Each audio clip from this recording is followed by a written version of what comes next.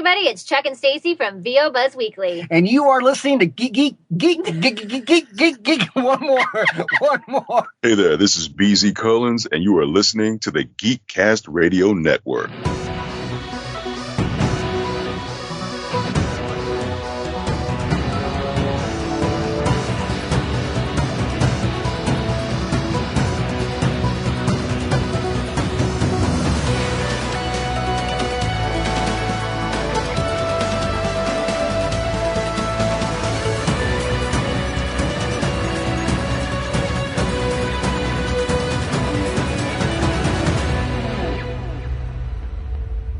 Welcome to the latest Geekcast Radio interview. I'm, of course, TFJ and Mike, and I have the pleasure of chatting with Mr. BZ Cullins. This is going to be one hell of a brightest day off, and then another blackest night out. Hi, BZ. How are you? Yeah. What's going on, man? How you doing? Everything's everything. If I was any better, I'd be guilty. Let's hope not. No guilty verdicts here. I don't even know how I found you, but I found you back in 2020 with the shorts, with the in Brightest Day or in Brightest Day Off and in Blackest Night Out. But I don't know if it was a recommendation from somebody. I don't know if I have no idea. But I've known about you for a while, and in preparation for this, I'm going through like every part of your film. I'm like, oh my God, he was on CSI Vegas. He was on this. He was on Chicago Med. He was like, you're everywhere, dude. How are you everywhere? Yeah, dude. Well, the situation, especially with in Blackest Night Out and in Brightest Day Off, I think the way we found each other is that once I started releasing the films, I promoted them on a lot of the nerd and geek Facebook pages. And I got some positive reception for embodying Jon Stewart, because, there are quite a few people like, dude, you look like him. Dude, you sound like him. Dude, you're built like him. Well, I mean, that was the original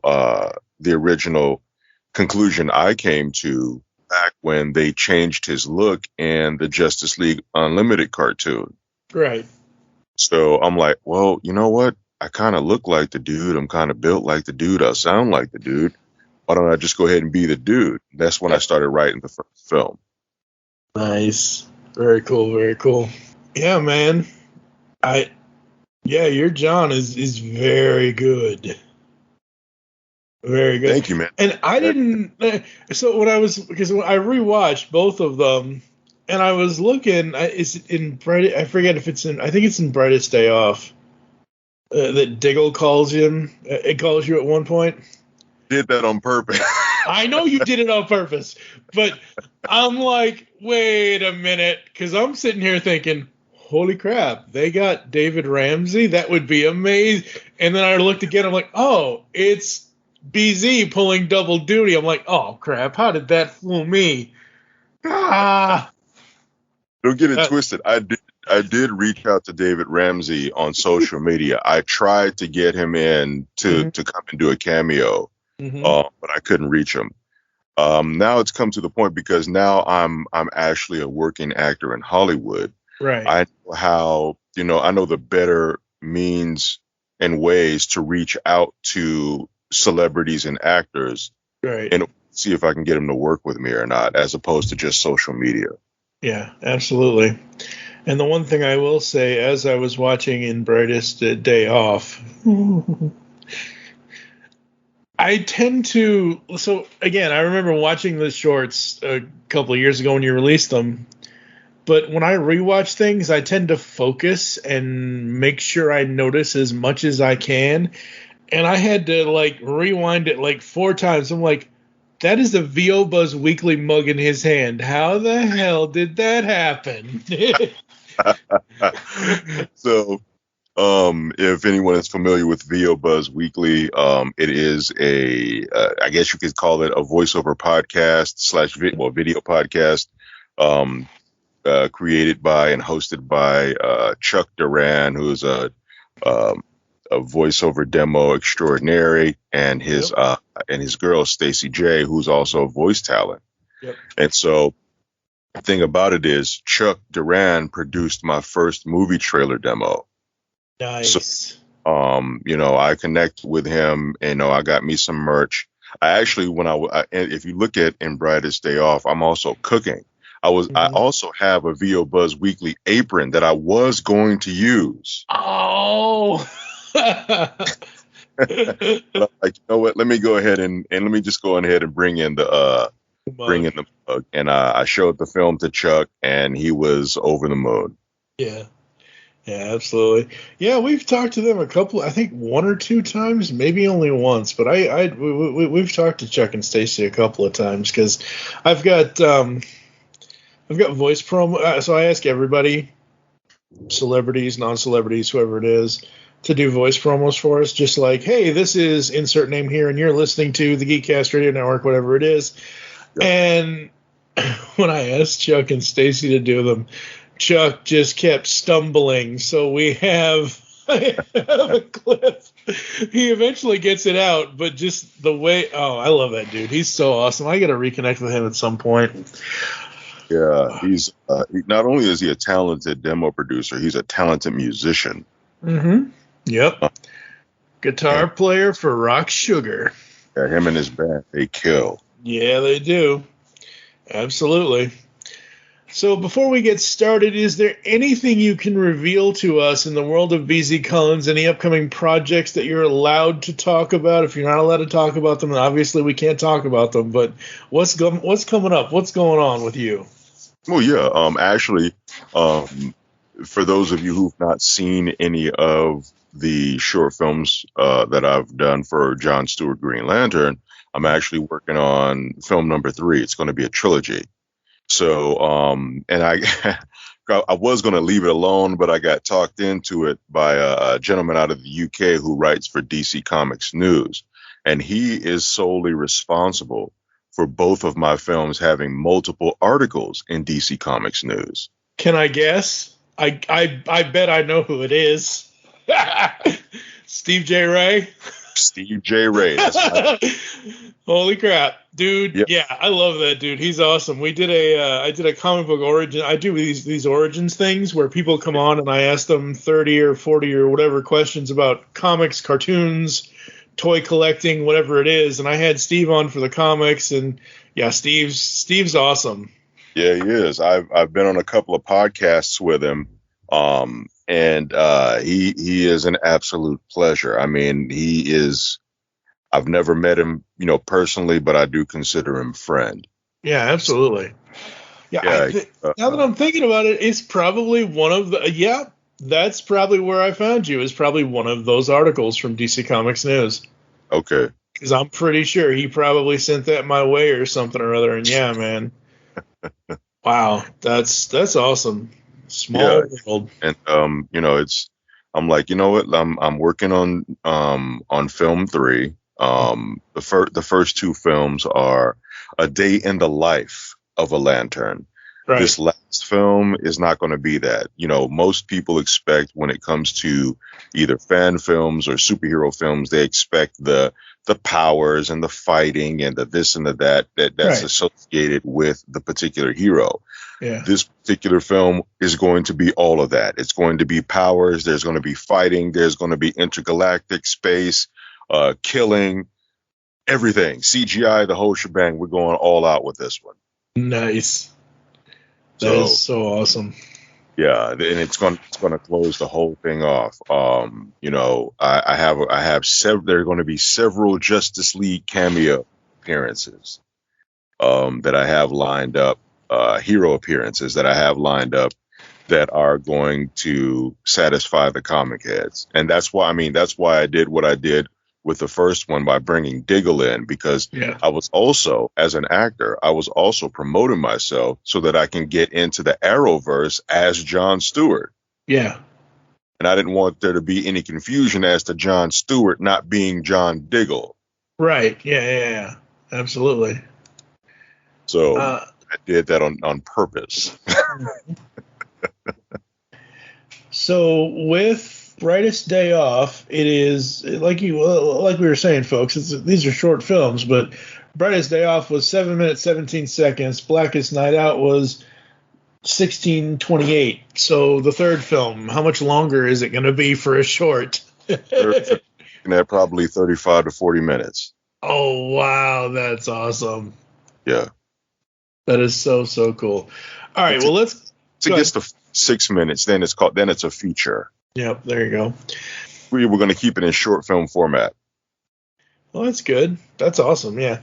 Shorts are great because, okay, short form film format is great. I don't necessarily want to say shorts are great because YouTube shorts just kind of, I don't know, man. It's doom scrolling. That's all it is. It's doom scrolling. You watch one. Okay, I've watched this one. It either will automatically scroll. I'm sorry. I'm ranting. I shouldn't be ranting about the short film format is awesome because you have a finite time to tell a story. And a lot of people that I've watched that have done these have done such a good job. And yours were two of the best that I've seen so far. And it just I'm like, okay, we've got shorts. We've got short number 3 coming. Let's get the features going. Well, eventually, the craziest thing, man, for me is I never intended on doing any of this stuff. I never intended on being a writer. I never intended on being a filmmaker. I never even intended on being an on-camera actor. The only thing that I wanted to do was voiceover. That was all I wanted to do. I wanted to work in entertainment, make entertainment money, but have a semblance of normalcy in life. And that's what voiceover brings. Yeah. Then all of a sudden, oh, hey, dude, we need you for this because you fit it. All right, do it. And then there was just an avalanche. Yeah. So all right, well, I'm going to go ahead and ride the wave, see how things go. And it's been great. My on-camera career has exploded.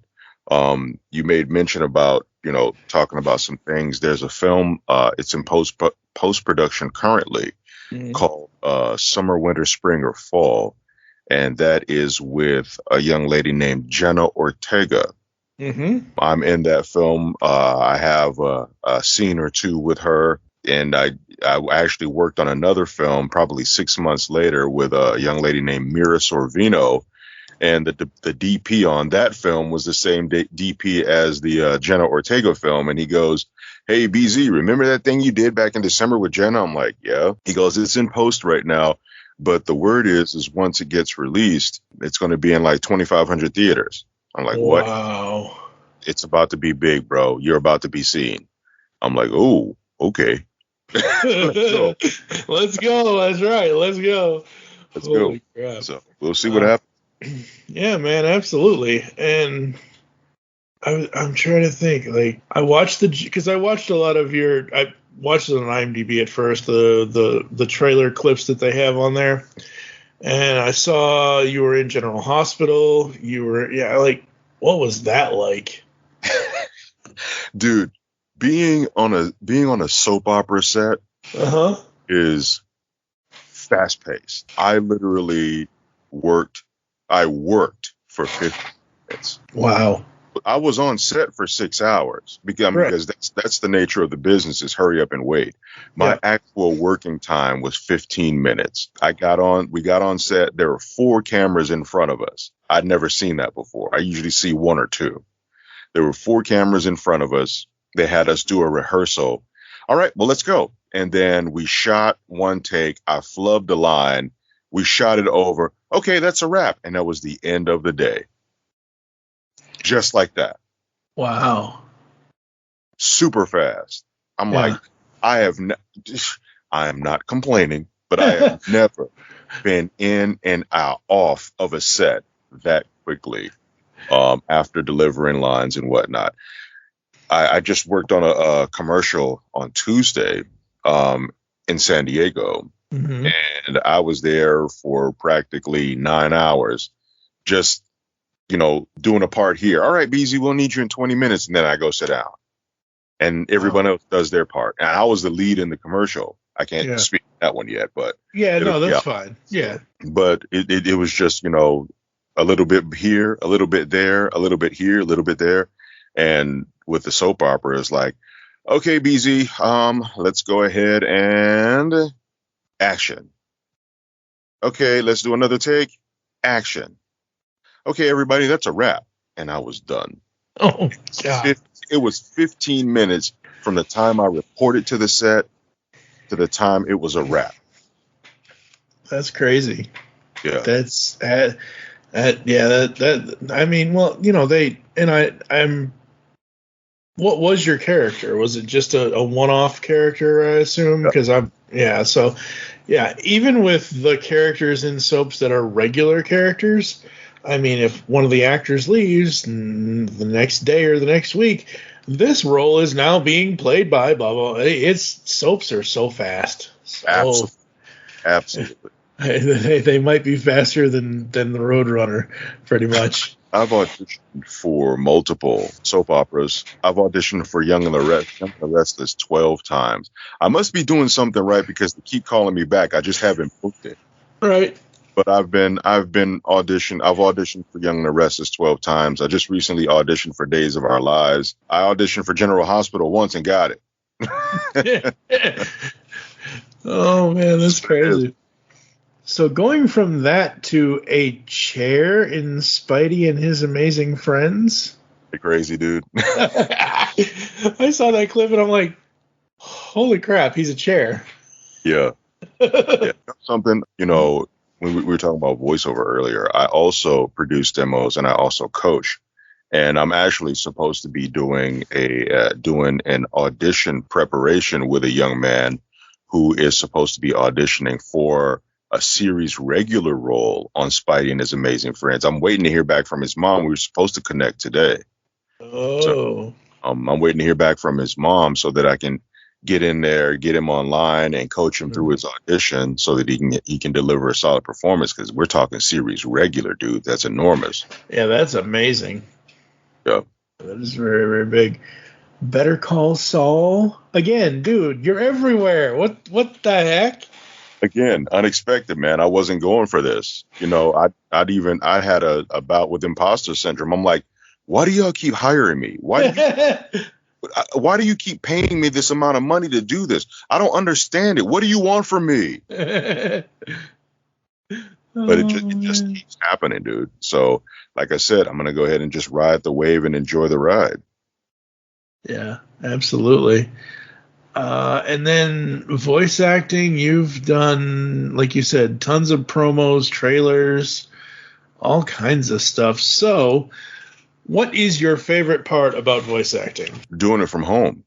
Again, man, like I said earlier, you can work in entertainment, make entertainment money, but when all is said and done, you really have a semblance of a normal life and still work in entertainment.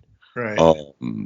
But the situation just didn't happen like that for me, even though that was my ultimate goal, was just to do voiceover. And, man, I can be literally walking around in my drawers and standing on a microphone and no one will be the wiser and knock out the job and be done with it. Yep. So, I mean, that's one of the greater things about it. The work, especially with animation is a blast, man, especially with the fact that, just like with on-camera acting, you're pretending to be something you're not. Most of the time when you do animation work, you're not yourself. You're not being yourself. You're being something else. Mm-hmm. Now, with movie trailers and TV promos, then, that's all you. Now, the dope thing about trailers and promos, especially for the cats who get the bulk of the work, they're in the high 6, low 7 figures. I'm not there yet. But that's a plus. Yeah, that's a plus. Who are or were your influences in making you the voice actor that you are? Oh, several. Don LaFontaine, who's no longer with us, he's the original dude with In a World. Mm-hmm. He's the dude who started that. Don LaFontaine, a gentleman I discovered at one of his books at a bookstore, Rodney Salisbury. He's the dude that if you're watching TV and a commercial comes on and goes, "Need a moment? Chew it over with Twix." Oh, wow. And he's also the dude that does the jazz it up with Zatarain's Dirty Rice. That's amazing. He's definitely a mentor, and and primarily the reason is because my mother is also Salisbury, so we've been trying to find a family tie there. Mhm. You got him, Rodney Salisbury, Keith David is my dude. So those are my voiceover inspirations right there. Keith David, Rodney Salisbury, Don LaFontaine. I mean, there's some guys that are out there who are I'm cool with, Yeah. and we're homies, or we're acquaintances or whatnot, that we're just cool like that. Now the voiceover community is actually a great community to be a part of. But Right. the inspirations are Don LaFontaine, Keith David, and Rodney Salisbury. Yeah. I love Keith David's voice. That dude has such a great voice. Yeah, absolutely. Yep. Oh God! And the sad thing, out of everything he's done, the first thing that pops into my head, I wouldn't trust with a potato gun. Right. I'm like, oh my God! Why is that the first line that pops into my head? He's awesome. Yeah. Mhm. Keith David, I would actually have to say Keith David is my blueprint for my current career. Keith, I don't know if I could classify Keith as an A-list actor, but he is well known enough to constantly work Yeah. all areas, voiceover and on camera, and if he chooses to, on stage. Yeah. That dude keeps a check. Yep. Absolutely. That is the blueprint for my career. That is what I want. I don't care if I'm balling out of control. I don't care if I'm famous or not. I just want to keep working. So Right. he's the blueprint. Absolutely. Are there any characters that you've done in the past, or are there any characters you think you might do that might be a throat ripper for you, that might just destroy your voice? No, I haven't, and I make absolutely certain that I don't even venture there. Okay. There's only one character that I am dying to do, Mm-hmm. and I give the absolute ultimate props to the individual who has originated it, and I have nothing but respect for him. I'm gonna add him to the list of being options. Peter Optimus Prime. Yeah. You want to know what's funny? Dude, that's the notification for my emails. Yeah, check this one. Autobots, roll out. So, not to promote a different company or anything else in your interview, but if you go to Funko.com, I'm fairly certain it's still in stock. It's a Lights and Sounds Optimus Prime Funko Pop. It has the transform sound. It has him saying "More Than Meets the Eye" and Autobots roll out. That is dope. Yeah. So, yeah. The thing is when it comes to shredding voices and ripping voices apart, what would normally do that would be video games that have violence and fighting in them. Yeah. So, have you done many video games? I didn't notice that. I would like to do video games, but I do know that if I were to get on some kind of video game where it's revolved around battle, the one thing we know we have to do is we have to get all of the dialogue out first, and then at the end of the recording, when it's time to be finished, then any and all of the screaming and the dying and the horror, because we'll never be able to do that throughout the recording session. So we have to save it for last, because there have been voice actors who've had to take like 3 or 4 days off to get just for themselves to recover. My thing is, and I've taken this road led by Ashton Smith. I don't yell. I don't go out there. I don't drink dairy. I don't go out and go into loud places or subject myself to loud noises, because a part of our job is also our hearing. Mm-hmm. So we have to take care of it. We have to take care of our instruments, our hearing, and our voices. So I don't yell. If somebody annoys me or bothers me or whatnot, I just refrain from yelling, because you have to take care of the instrument. If it's a video game, maybe you might have to do a little bit of ripping and roaring, but other than that, no, man, I don't subject myself to any of that. And being that I'm a performer and a subcontractor, I choose what it is that I work with or don't work with. Yeah. Well, that's awesome. That's very, very cool. Yeah, that's the and I mean, I don't have a voice for anything, so I'm Don't, not gonna don't be like that. You do do. what? No, no. I really don't. It's not. But my point in saying that is because I was born legally blind with optic atrophy and astigmatism, my hearing is like dialed up to 11 kind of thing. In elementary school, the teachers used to use me at the end of the school day to go around to every classroom to hear if any of the Apple II computers were still on, because those things were loud as hell. Wow. Yeah.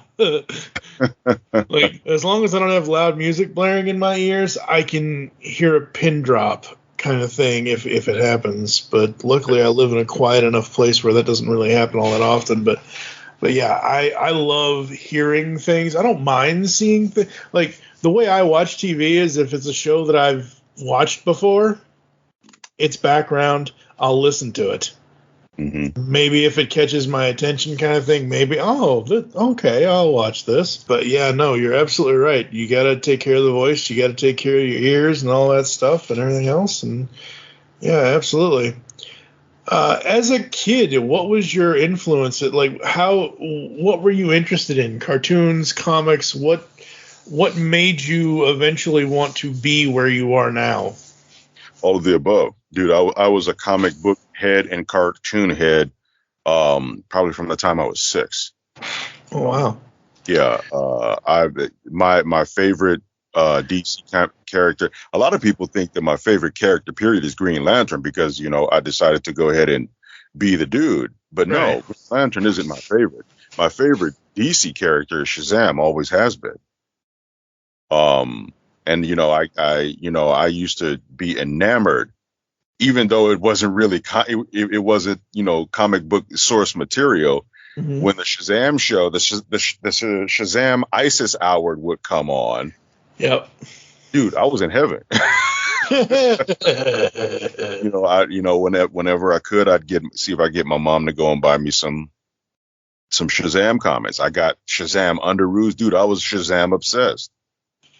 So, but I always knew from a young age that I wanted to be in entertainment. I knew that. Mm-hmm. I just didn't know exactly what was going to happen or how it was going to come about.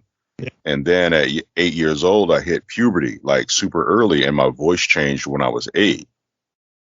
And so, my family has been teasing me about my voice since the 3rd grade, and yet here I am making a living using it. Yeah, there you go.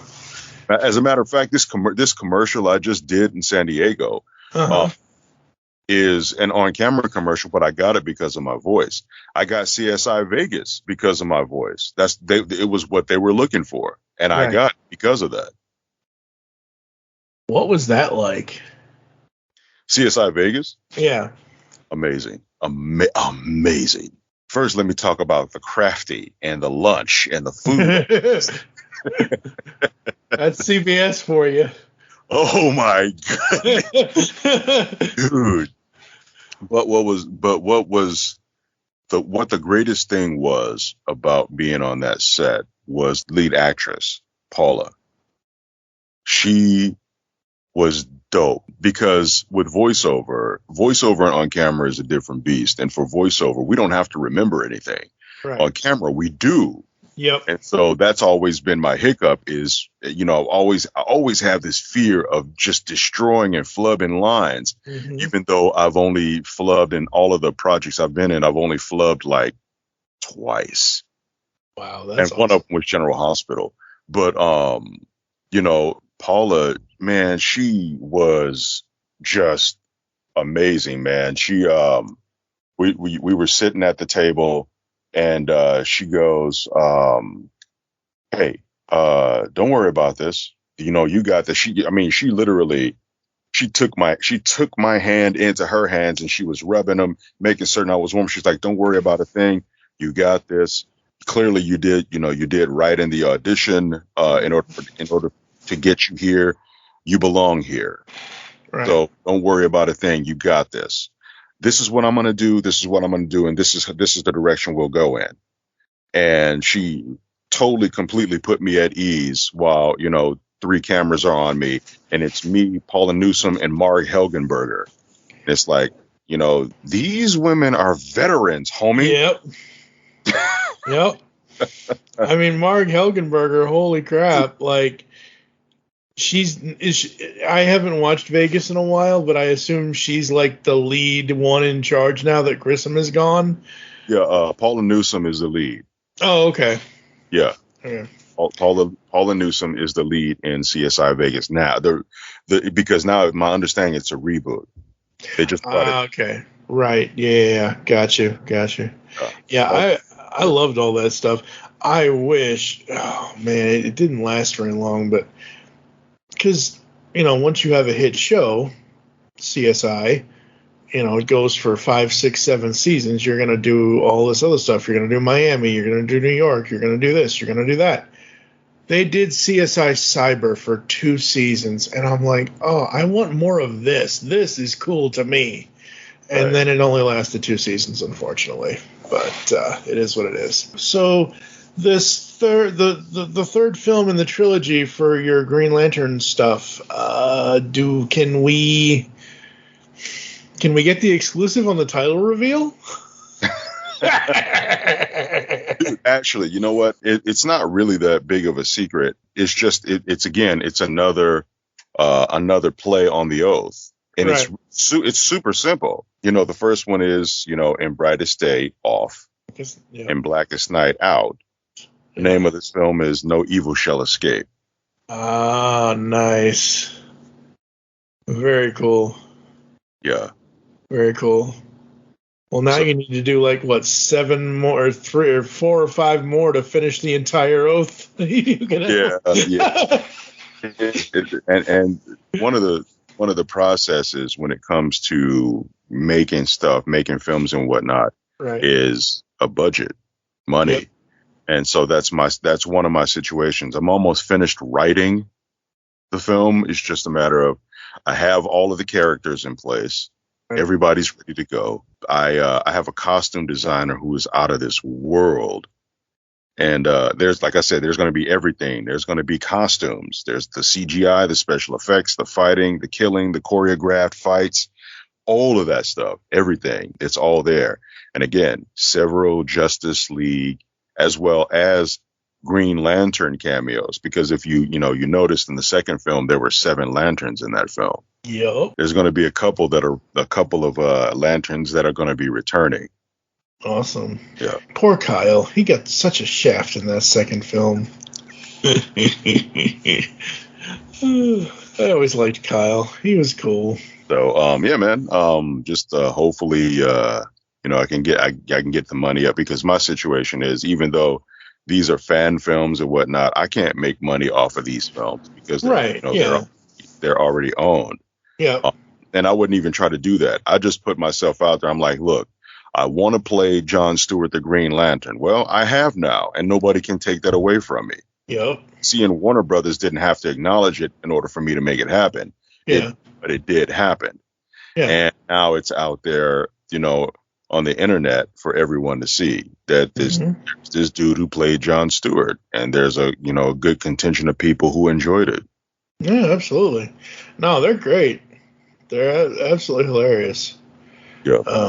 So yeah, that third film is going to be awesome. What advice would you give people who want to break into voice acting? The same thing that I did. Train. Find a coach. Because a lot of people think that just because you either have thunder throat or you have an arsenal of voices, that automatically qualifies you as being a good voiceover actor. It doesn't. It's a matter of you taking whatever is on that piece of paper in front of you and making the multitude believe that you're speaking with them individually. And that's when you win. But you have to train in order to be able to do that. A lot of people are like, oh, you mean all I got to do is read this? No, it ain't. It's an art form. It's acting. That's why it's called voice acting, because you can't get away from acting.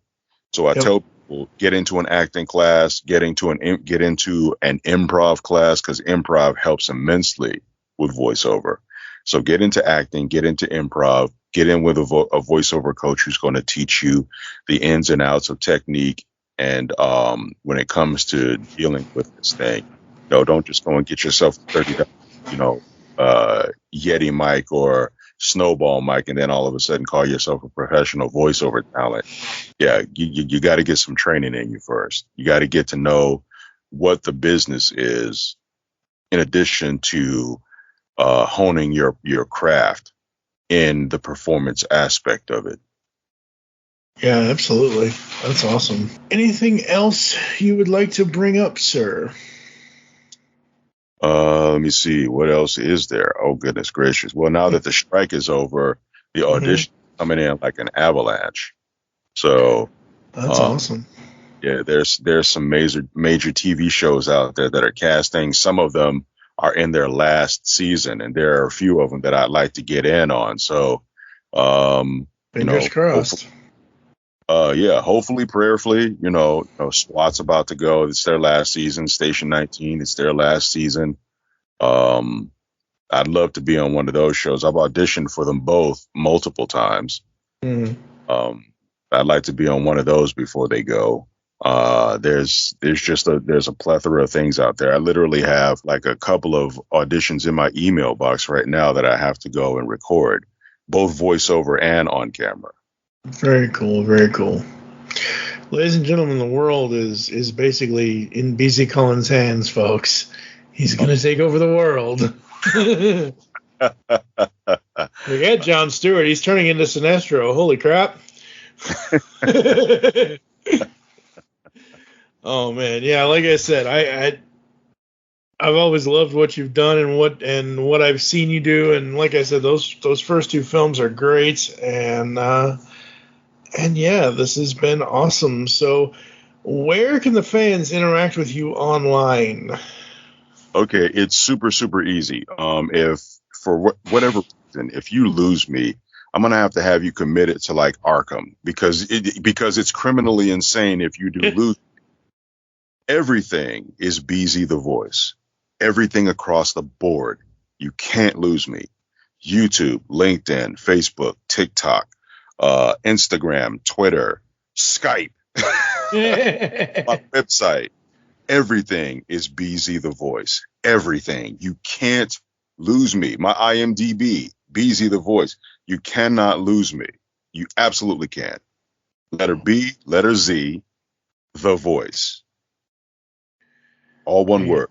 There you go, folks. All right. Well, we're going to take a little ad break, and we're going to come back to close the show right after this. Things have been going really good for me, Stu. But right now, we have a situation, and I need your help. So when do we leave? Right now. But first, we have to make a stop. Green Lantern to Watchtower. 2 for transport. Hello, geeks and geekettes! Looking for a podcast that covers a vast array of topics? Then check out Altered Geek Unleashed, where we discuss our thoughts on this week's geeky news, tech, gaming, television shows, movies, cartoons, comics, and more. So, get altered, get geeky with the Altered Geeks. Every Friday on the Geekcast Radio Network. Hi everyone. I'm here to tell you about the DC Comics News Podcast. Here every week to talk everything DC. Movies, TV, comics, and everything in between. But don't just take my word for it. Here are a couple of our sponsors. Listen to the DC Comics News Podcast. It's audio justice. No. It's audio chaos. These wackos are crazier than I am. Well, maybe you're both right. Regardless, you can catch us on every kind of podcast platform. Apple Podcasts, Google Play, Spotify, Stitcher, and everywhere you find great podcasts.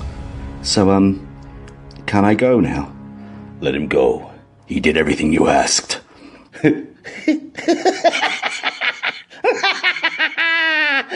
No. Well, speaking of powers, this is what I don't get about you. It's like you have the most powerful weapon in the universe. You could use it to fly home in like, I don't know, a minute. Here you are driving a freaking car.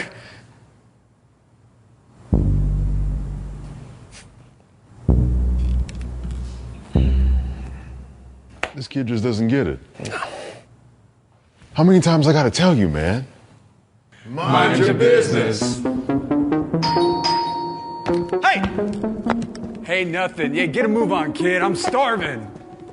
If you let them in, we're going to have a big problem, Rainer. All right, folks, we're back here on the latest Geekcast radio interview with Mr. BZ, the voice himself, BZ Cullins, sorry. I had Peter Cullen in my head for a second there. I don't know why. The craziest thing is whenever I put something out about voice Optimus Prime, I always give him the shout. I'm like, yo, it's not Peter Cullen, it's BZ Cullins. Yep. But he's the dude. I'm trying to be the dude. Yeah. Yeah, he is amazing. Absolutely amazing. All right. So we'd like to thank Mr. Cullins for taking the time to chat with us here in this Geekcast radio interview. Until next time, unleash the geek in you, and we will see you later. Peace. Guys, you'll never guess who's here.